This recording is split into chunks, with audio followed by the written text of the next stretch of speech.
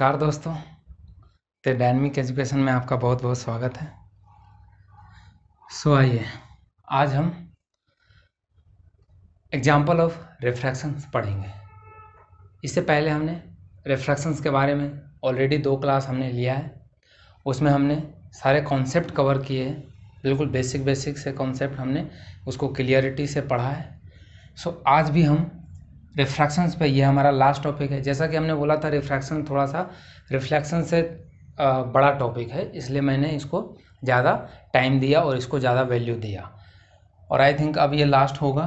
और ये जो इसमें इसके एग्जांपल हैं कि इसके डेली लाइफ में हमारा क्या क्या एग्जांपल है रिफ्रैक्शंस का। तो चलिए हम वीडियो को स्टार्ट करते हैं। मार्कर ले लेते हैं। आपके लिए मैं 4 मार्कर लेकर पढ़ाऊँगा ताकि आपको कोई दिक्कत ना हो। तो अब हम बात करते हैं, सबसे पहला जो हम एग्जाम्पल देखते हैं वो है visibility of sun before sunrise after sunset. Sunrise होने से पहले विजिबिलिटी क्यों होता है सन का, हमें क्यों दिखता है, और सनसेट के बाद भी हमें क्यों दिखते रहता है, ये एक है क्वेश्चन। दूसरा है टोटल इंटरनल रिफ्लेक्शन और तीसरा है प्रिज्म। ये हमें समझना है। तो इसके बारे में हम विजिबिलिटी ऑफ सन के जो हम इसके फेनोमेनन है, इसको हम ऐसे समझेंगे कि ये भाई साहब हमारे अर्थ हैं। ये अर्थ है, ठीक है। ये अर्थ रोटेट कर रहे हैं, इस तरफ ऐसे रोटेट कर रहे हैं, ये एक्सिस है, ये ऐसे घूम रहा है अपना अपना एक्सिस पे। अब ये घूम रहा है, तो हम कहीं यहाँ पे हैं, मान लो यहाँ पे हम हैं, ठीक है, यहाँ पे हम कहीं पे, और या आप यहाँ पे हो, कहीं भी हो मान लो, और यहाँ से हमने एक हॉरिजॉन्टल लाइन खींचा। क्या खींचा हमने? एक हॉरिजॉन्टल लाइन खींचा। नहीं खींचेगा क्या?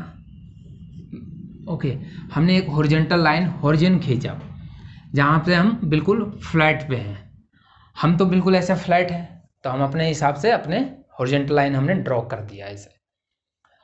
अब सन क्या है? सन है इधर, यह है इसका एक्चुअल पोजीशन, यह है इसका एक्चुअल पोजीशन। ओके, तो ये इसका एक्चुअल पोजीशन है। अब है यहाँ पे, फिर हमें ऐसे कैसे दिख जाता है? हमें कैसे दिख जाता है? तो इसका रीजन है रिफ्रैक्शन, और रिफ्रैक्शन से भी बड़ा रीजन है क्या? हमारे पास एक ब्यूटीफुल, काफ़ी सुंदर हमारे प्रकृति ने दिया है क्या? एटमॉस्फेयर। एटमॉस्फेयर हमारा कौन सा? एटमॉस्फेयर। हमें पता है कि इसके चारों तरफ, अर्थ के चारों तरफ हमारा क्या है? एटमॉस्फेयर है,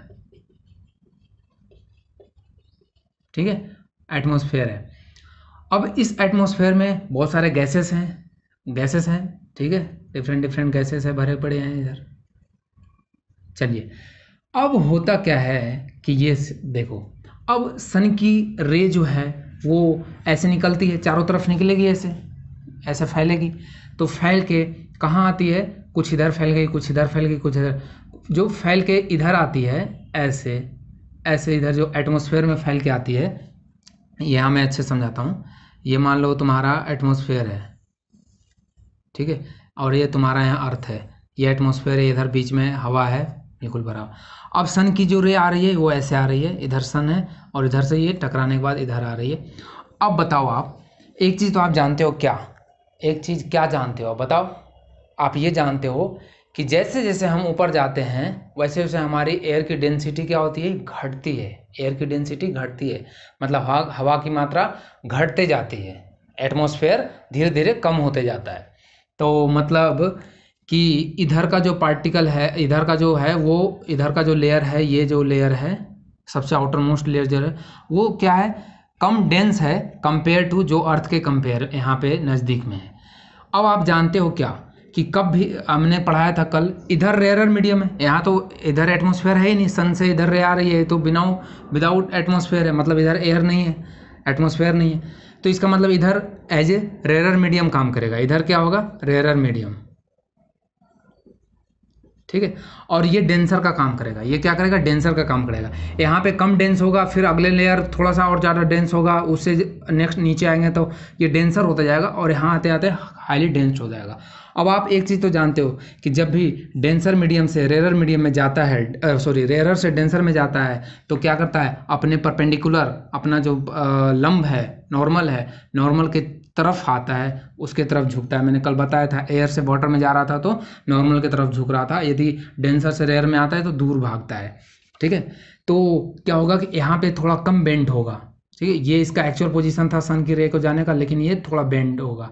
फिर नेक्स्ट लेयर पे आएगा, थोड़ा और बेंड होगा, थोड़ा और बेंड होगा, थोड़ा और बेंड होगा, ऐसे ऐसे बेंड होते होते, क्योंकि यहाँ पे सबसे जो नज़दीक वाला लेयर है वो सबसे ज़्यादा डेंस है, तो वो और इसको बेंड कर देगा और फिर ये हमारे तक पहुँचा देता है। तो हमें क्या दिखता है, हमें दिखता है, अब आप देखो, अब एक चीज़ तो आप जानते हो, क्या जानते हो, मैंने बताया, इसीलिए हर एक चीज़ को मैं कॉन्सेप्ट क्लियर करके पढ़ाना चाहता हूँ, क्योंकि कहीं भी आप रटने की कोशिश करोगे आप कंफ्यूज हो जाओगे। हमने पढ़ाया था तुमको क्या कि आई ट्रैक करता है, हमारा आँख, हमारा जो दिमाग जो है वो ट्रैकिंग करता है। तो इसको रे इधर से आते हुए दिखेगी, इधर से आते हुए दिखेगी, तो ये इधर की ओर क्या करेगा, इधर की ओर ट्रैकिंग करेगा। ठीक है, इधर ट्रैकिंग करेगा। ये यहाँ पे हम थे, ये हमारा क्या था, ये हॉरिजॉन्टल पोजीशन था, ये हमारा हॉरिजॉन्टल पोजीशन था।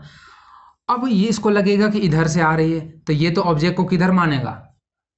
पिछले क्लास में सबसे लास्ट स्टार्टिंग में मैंने बताया है, जब इमेज फॉर्मेशन बनाया है, कि जब रे इधर से ये आँख जो बैक ट्रैक करेगा, बैक ट्रैक करके किधर पता करेगा, यहाँ पे इसको दिखेगा कि ये रे इधर आ रही है, तो ये बैक ट्रैक करेगा और बैक ट्रैक में इसको लगेगा कि ये इधर से आ रही है। तो अब इधर से आ रही है तो दिमाग का तो कुछ कर नहीं सकते, दिमाग तो जो सोचेगा वो ही आपको सोचना पड़ेगा। तो आपको लगता है कि इधर सनराइज है, मतलब सन तो अभी एक्चुअल पोजीशन इसका ये है, लेकिन आपको दिखता कहाँ है, ऊपर दिखता है सन। ठीक है, तो ये तो एग्जाम्पल, एक तो आंसर हो गया आपका, visibility of sun before sunrise, मतलब सनराइज से पहले आपको दिख जाता है। कारण रिफ्रैक्शन, रिफ्रैक्शन से क्यों, क्योंकि रे ये रिफ्रैक्ट होके इधर बेंड हो जाती है, ये आंखों को लगता है, हमारे दिमाग को लगता है कि ऑब्जेक्ट इधर है। ठीक है, वो बैक ट्रैक करता है। फिर उसके बाद यही सेम कंडीशन सनसेट के लिए भी है, यही सेम कंडीशन किसके लिए, सनसेट के लिए भी है। आप खुद इसको एक्सप्लेनेशन कर लेना। ठीक है, इसमें भी एक्चुअल पोजीशन यहाँ होता है लेकिन दिखता इधर है। समझ में आया? चलिए, ये तो इसका एग्जांपल हो गया। तो मैं मिटा देता हूँ, अब ये ऊपर वाले सब मैं मिटा देता हूँ, थोड़ा सा बोर्ड साफ साफ दिखे। ओके, अब आते हैं हम टोटल इंटरनल रिफ्लेक्शन पे। टोटल इंटरनल रिफ्लेक्शन क्या है? तो TIR जो है रिफ्रैक्शन, टोटल इंटरनल रिफ्रैक्शन। अब देखो एक चीज़ तो आप ध्यान रखना, जो TIR है टोटल इंटरनल रिफ्रैक्शन, ये तभी पॉसिबल है if and only if when light या लाइट रे लिखो, या रे लिख दो आप, ray, light ray going from denser to rarer, denser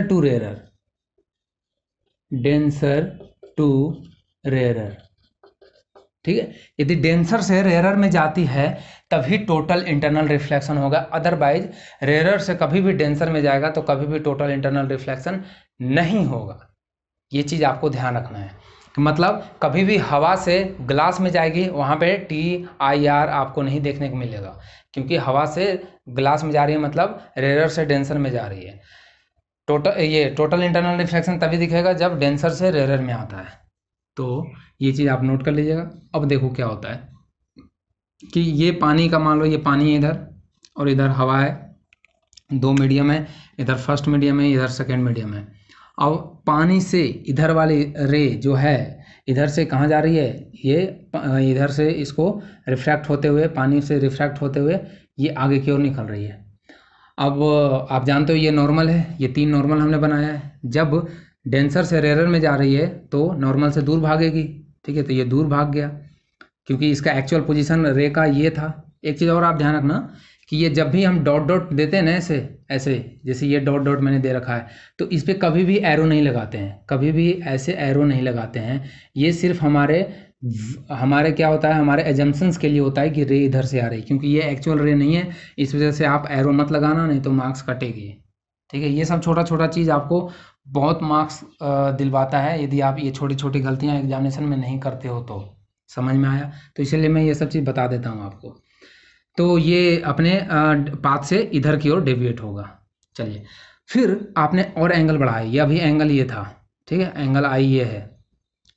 फिर आपने एंगल और बढ़ाया, एंगल जैसे बढ़ाया तो एक धीरे धीरे धीरे बढ़ाते गया, तो देखा कि क्या, कि एक समय आया कि ये क्या हो गया, ये बिल्कुल जो पानी का जो सरफेस है, सतह है, उसी के अलोंग हो गया, उसी के क्या हो गया, अलोंग हो गया। मतलब एंगल यहाँ कितना हो गया, नॉर्मल के साथ इसका एंगल हो गया 90 डिग्री, नॉर्मल के साथ एंगल कितना हो गया इसका, 90 डिग्री हो गया। और इसी को हम बोलते हैं क्रिटिकल एंगल। इसी को हम क्या बोलते हैं, critical angle,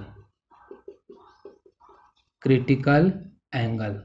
okay, critical angle कि मतलब अब इससे ज़्यादा रिफ्रैक्शन नहीं हो सकता। क्रिटिकल एंगल का मतलब इतना ही रिफ्रैक्शन इसमें हो सकता था, इतना ही बेंड हो सकता था। अब यदि आपने एंगल बढ़ाया, अब यदि ज़्यादा एंगल बढ़ाया, तो ये बोलेगा अब तो नहीं जा रहा मैं, अब नहीं आपके सामने झुकूंगा, मैं तो तुम्हारे रीजन में आ जाऊंगा, मैं तो जिस रीजन में तुम हो उसी में आ रहा हूँ, मैं देखता हूँ तुम कैसे क्या करता है मेरे को। तो ये गुस्सा हो जाता है कि तू एंगल बढ़ाया जा रहा है, बढ़ाया जा रहा है, बढ़ाया जा रहा है, क्या है। ठीक है, तो ये एक टाइम तक ये रिफ्रैक्ट होता है, उसके बाद फिर इसी के रीजन में आ जाता है। क्या बोलता है कि इसे हम बोलते हैं टोटल इंटरनल रिफ्रैक्शन। ठीक, मतलब ये एक तरह से रिफ्लेक्ट हो गया, ये क्या हो गया, रिफ्लेक्ट हो गया, मतलब इसी के रीजन में, अपने ही रीजन में रिफ्लेक्ट हो गया यदि ये क्रिटिकल एंगल से ज़्यादा कर देते हो तो। ठीक है, क्रिटिकल एंगल से ज़्यादा कर देते हैं तो ये क्या हो जाता है, ये 90 डिग्री, इस 90 को नहीं बोलते क्रिटिकल एंगल, क्रिटिकल एंगल ये होता है, सॉरी, क्रिटिकल एंगल ये होगा, क्योंकि ये क्रिटिकल एंगल मतलब मैक्सिमम एंगल, ये मैक्सिमम एंगल था, इसके आगे करोगे तो ये अपने ही रीजन में डेविएट हो जाएगा। समझ में आया? तो इसे हम बोलते हैं टोटल इंटरनल रिफ्रैक्शन। ठीक है, चलिए, मतलब यहाँ पे अपने ही पाथ में आ गया। अब इसका यूज कहाँ होता है, इसका यूज होता है ऑप्टिकल फाइबर्स में। ये जो टेलीकम्युनिकेशंस, जो आप आजकल 4G डाटा जो डाटा चलाते हो ना फास्ट, ठीक है, डाटा फास्ट करने के लिए ऑप्टिकल केबल में यूज किया जाता है। ऑप्टिकल फाइबर केबल में ये टोटल इंटरनल रिफ्लेक्शंस को यूज किया जाता है। और इसके बारे में डिटेल में जब आप इलेक्ट्रॉनिक्स कम्युनिकेशंस के डिग्री लोगे तब आप इसके बारे में काफ़ी डिटेल में पढ़ोगे। चलिए, तो ये तो हो गया टोटल इंटरनल रिफ्लेक्शन। अब हम आते हैं किस पे, अब आते हैं हम प्रिज्म पे। ये हमारा प्रिज्म भाई साहब है, सुंदर सा प्रिज्म है। ठीक है, तो प्रिज्म का जो होता है ना, वो 5 फेस होते हैं, 5 फेस होता है, ऐसे होता है प्रिज्म, ऐसे होता है प्रिज्म।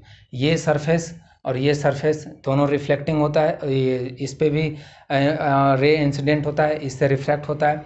तो इन दोनों को हम सरफेस को बोलते हैं क्या, रिफ्रैक्टिंग सरफेस। ठीक है, इस सरफेस को, और इसके नीचे एक बेस होता है, तो उसे हम बोलते हैं बेस ऑफ द प्रिज्म। ठीक है, ये बेस ऑफ द प्रिज्म हो गया। आपको यदि इसका एक्चुअल प्रिज्म देखना है और कैसे रिफ्रैक्शन होता है तो आप मुझे कमेंट सेक्शन में बताओ, मैं आपको दिखाऊंगा प्रिज्म कैसा होता है और कैसे रे एक जाती है। तो हाँ, अब आते हैं प्रिज्म पे। मैंने पिछले क्लास में एक क्वेश्चन पूछा था आपसे, क्या कि बताइए, वाटर जो है, पानी है या कोई भी अदर रिफ्रैक्टिंग सरफेस है, उसमें मैं लाइट डालता हूँ तो हमें तो नहीं 7 कलर दिखता है, हमें 7 कलर नहीं दिखता, क्यों बताओ। चलो, इसका आंसर ये होगा, आप लोगों ने सोचा, यदि सोचा है तो कमेंट सेक्शन में ज़रूर लिखना। तो इसका आंसर ये है कि सर, जब मैं अभी एक देखो, एक मैं ग्लास लिया, एक पानी का ग्लास लिया, और वो ग्लास जो है वो बॉटल जो है वो शीशे का है, और उसमें से मैंने टॉर्च जलाया, मुझे नहीं दिखता। ठीक है, क्यों नहीं दिखता भाई? क्योंकि आपने क्या किया, आप जो पानी का ग्लास लिए,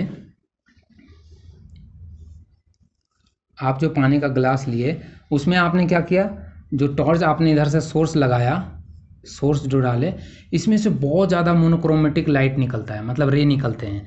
और आप जानते हो कि कभी भी जो लाइट है, जो वो ट्रेवल कैसे करती है, बंडल ऑफ रे करती है, कभी भी सिंगल रे तो आप करोगे नहीं, सिर्फ एनालिसिस के लिए होता है। तो ये क्या होता है, जब आती है तो ये बिल्कुल सब एक पे पड़ता है, ऐसे पड़ता है, ठीक है, और ये हर एक जो रे होता है, जो प्रत्येक रे होता है, यदि आप सिंगल रे को आप उस पर इंसिडेंट कराओगे तब आपको 7 कलर देखने को मिलेगा।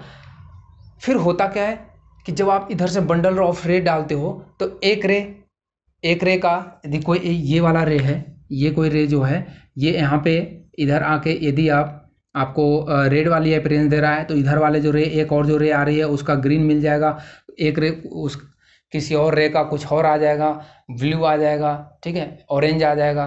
तो इस टाइप से क्या करके फिर से वो मिक्सअप करके सारे कलर मिक्सअप करके फिर से हमें कैसा अपीयरेंस देता है, वाइट अपीयरेंस ही देता है, सारा मिक्स होके वाइट अपीयरेंस देता है। तो मतलब कि यहाँ से एक चीज़ क्लियर हुआ कि भैया यदि आपको ये जो न्यूटन साहब ने प्रिज्म का जो एक्सपेरिमेंट किया था, उन्होंने सिर्फ एक सिंगल रे से उन्होंने किया था, बीम ऑफ लाइट नहीं, जो लाइट की एक सिंगल रे थी उससे उन्होंने किया था।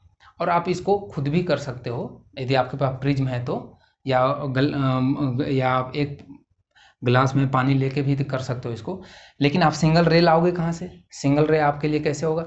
तो सिंगल रे आप ऐसे कर सकते हो, आप कोई वो कूट ले लेना, ठीक है, जो बोर्ड होता है ना ऐसे कार्टून का, तो उस कार्टून को आप उसमें छेद कर देना, बिल्कुल बारीक सा छेद करना, ठीक है, बिल्कुल बारीक सा छेद सुई की तरह, और फिर आप उसको एक पैक्ड कर देना, उसमें बल्ब डाल देना, ताकि उससे आपको सिर्फ और सिर्फ एक सिंगल रे दिखाई दे, सुई की तरह जैसे जाते हैं ना लेजर, इसी तरह से आपको दिखाई देना चाहिए। और फिर आप उस पर प्रिज्म रखो या वाटर रखो तो आपको उसमें 7 कलर के अपीयरेंस देखने को मिलेगा, ठीक है। तो ये रीज़न था क्या कि जब आपने जो नॉर्मल घर में देखते हो उसमें तो आपको नहीं दिखता है ग्लास में, तो क्योंकि आप जो वहाँ पे एक्सपेरिमेंट कर रहे हो वो एक नंबर ऑफ लाइट पार्टिकल्स आ रहे हैं, तो कोई पार्टिकल्स जो है वो रेड अपीयरेंस देता है, तो उस टाइम पे कोई दूसरा कुछ और देता है, उसका कुछ और हो जाता है, किसी का कुछ और हो जाता है, ऐसा करके फिर ऐसा होने के बाद फिर क्या होता है, वो वाइट अपीयरेंस ही देता है, ठीक। यही सेम चीज़ प्रिज्म के साथ है, यही सेम चीज़ किसके साथ है, प्रिज्म के साथ है। प्रिज्म में भी यदि आप लैब में एक्सपेरिमेंट करोगे तो यदि आप इसमें टॉर्च का पूरा सोर्स डाल दिया तो नहीं होगा, आपको सिर्फ और सिर्फ एक सिंगल रे डालना होता है। क्या होता है, सिर्फ और सिर्फ एक सिंगल रे डालना होता है, तब जाके फिर ये एक्सपेरिमेंट, ये अपीयरेंस आपको देखने को मिलेगा। 7 कलर जो देखने को मिलते हैं वो तब मिलते हैं। तो अब हम बात कर रहे थे प्रिज्म की, ये प्रिज्म हो गया, इसको बोलते हैं जो 2 रिफ्लेक्टिंग सरफेस है, ये रिफ्लेक्टिंग सरफेस है, ये दोनों रिफ्रैक्टिंग सरफेस को हम बोलते हैं एंगल ऑफ, ये जो इनके बीच का एंगल होता है इसको बोलते हैं एंगल ऑफ प्रिज्म, इसे हम बोलते हैं एंगल ऑफ प्रिज्म, ठीक है। ये इंसिडेंट रे हो गया, ये इसके साथ हमने नॉर्मल बनाया, इस सरफेस के साथ हमने ये नॉर्मल बनाया, इस सरफेस का ये नॉर्मल बनाया, तो ये नॉर्मल के साथ इंसिडेंट एंगल हो गया क्योंकि ये इंसिडेंट रे है। ये जो आपको दिख रहा है, ये छोटा सा एंगल जो दिख रहा है, ये कितना हो जाएगा, ये आर हो जाएगा, रिफ्रैक्टिंग एंगल, क्योंकि यही तो है रे जो रिफ्रैक्ट कर रहा है, ये वाली, ठीक है, ये रिफ्रैक्ट कर रही है, ठीक है। और ये क्या कर रही है, इमर्ज हो रही है, मतलब ये अब बाहर निकल रही है तो ये इमर्ज हो रही है, और यही फिर यहाँ पे वो जो स्पेक्ट्रम लगाओगे तो उस पर आपको देखने को मिलता है, कौन सा, इस तरह से दिखना है। सबसे ऊपर कौन होता है, सबसे ऊपर होता है रेड, उसके बाद ऑरेंज, फिर yellow, green, blue, indigo, violet, ठीक है। इसको आप शॉर्ट में विबग्योर से भी याद रखते हैं, VIBGYOR। और इसमें जो समझने वाली बात है कि जैसे मैंने ये एरो लगाया है, इस तरफ से जैसे जैसे इधर जाते हैं तो वेवलेंथ क्या होता है, बढ़ता है, तो इसका मतलब रेड की जो वेवलेंथ है वो क्या है, बहुत ज़्यादा है, रेड की वेवलेंथ क्या है, बहुत ज़्यादा है, वायलेट का कम है। तो हमने पिछले क्लास में बताया था जिसका वेवलेंथ ज़्यादा होता है वो मुड़ता भी ज़्यादा है, मतलब सॉरी वो मुड़ता कम है, ठीक है, जिसकी वेवलेंथ कम होती है वो मुड़ता ज़्यादा है। कैसे, देखो ये जो यहाँ पे यदि मैं बनाऊँ ऐसे 7 कलर, तो ऐसे ऐसे दिखता है, ये सबसे पहले रेड आता है, उसके बाद फिर ऑरेंज आता है, उसके बाद फिर ये येलो आता है। तो ये मुड़ने किसके साथ मुड़ता है, देखो ये जो इंसिडेंट रे का पाथ क्या था, इसको इधर निकाला था, लेकिन ये रिफ्लेक्ट हो गया, तो ये है हमारा एंगल ऑफ डेविएशन। ये क्या है हमारा angle of deviation, angle of deviation, ये इसके साथ नॉर्मल के साथ ये क्या है, एंगल ऑफ डेविएशन, ठीक है। ये है एंगल ऑफ डेविएशन नॉर्मल के साथ, ये सारे मुड़ेंगे। तो अब देखो ये सबसे पहले रेड वाला सबसे पहले है, तो ये एंगल कम होगा, उसके बाद ये एंगल थोड़ा ज़्यादा होगा, फिर ये सबसे नीचे वाला जो होगा ये होगा वायलेट, तो ये एंगल इसके साथ ज़्यादा बनेगा। तो ये मैक्सिमम डेविएशन हुआ किस में, वायलेट में मैक्सिमम डेविएशन हुआ। तो ये चीज़ भी आपको ध्यान रखना है। और रेड की उसकी फ्रीक्वेंसी क्या हो जाएगी, तो इसकी वेवलेंथ ज़्यादा है तो फ्रीक्वेंसी लैम्डा जो होता है वो 1/f होता है। तो जिसकी वेवलेंथ ज़्यादा फ्रीक्वेंसी उसकी कम होगी। तो सबसे कम किसकी फ्रीक्वेंसी होते है, रेड की, और सबसे ज़्यादा फ्रीक्वेंसी वायलेट की। तो ये चीज़ आपको प्रिज्म के बारे में ध्यान रखना था। अब यदि आपको प्रिज्म देखना है तो हमें कमेंट सेक्शन में बताइए, हम प्रिज्म आपको दिखाएंगे। अब देखो, अब हमने रिफ्रैक्शन जो है उसमें हमने रेक्टेंगल स्लैब के लिए देख लिया, प्रिज्म के लिए देख लिया। अब हम नेक्स्ट क्लास में पढ़ेंगे लेंस के बारे में, क्योंकि लेंस भी एक क्या है, रिफ्रैक्टिंग सरफेस है। वो मिरर की तरह नहीं होता है, उसमें भी रेज होती है, वो आर पार कर जाती है, रिफ्रैक्ट कर जाती है। तो ये भी अब हम लेंस के बारे में पढ़ेंगे नेक्स्ट क्लास में। और रेक्टेंगुलर स्लैब के लिए पे तो हमने बता ही दिया ना।